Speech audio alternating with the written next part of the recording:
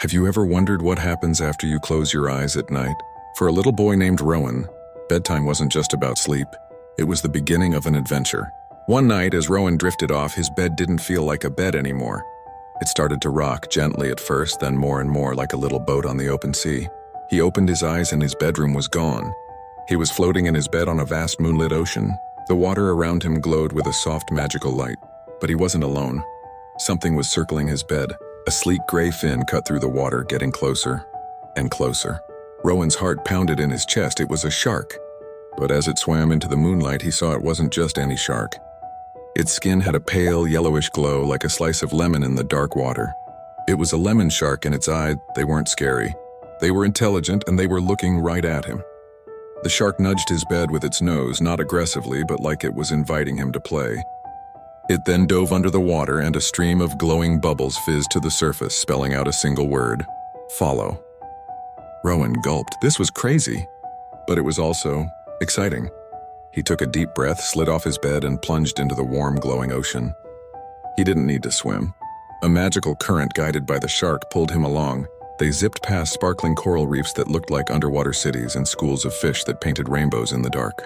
The lemon shark, whose name he learned was Zest, was the fastest, most graceful creature he had ever seen.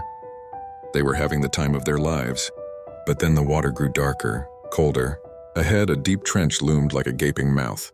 From within the darkness, a pair of giant, glowing red eyes snapped open. A monstrous anglerfish 10 times the size of Zest lunged out, its cavernous mouth filled with teeth like daggers. Zest swerved, pushing Rowan behind him. The chase was on. They twisted and turned, dodging the monster's snaps. The anglerfish was relentless. Rowan knew they couldn't outrun it forever. He spotted a narrow canyon in the reef wall, too small for the giant monster.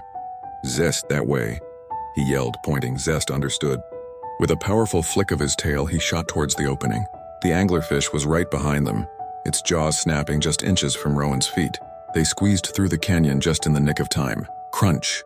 The monster's teeth slammed into the rock behind them, and it roared in frustration as they escaped into the calm waters on the other side. Panting, they floated together. Zest nudged Rowan gently, a silent thank you. The adventure was over. The magical current slowly guided Rowan back to the surface right next to his bed, which was now floating peacefully again. He climbed back in, exhausted but thrilled. "Good night, Zest," he whispered. The shark gave one last flick of its tail, a silent goodbye, and disappeared into the glowing depths.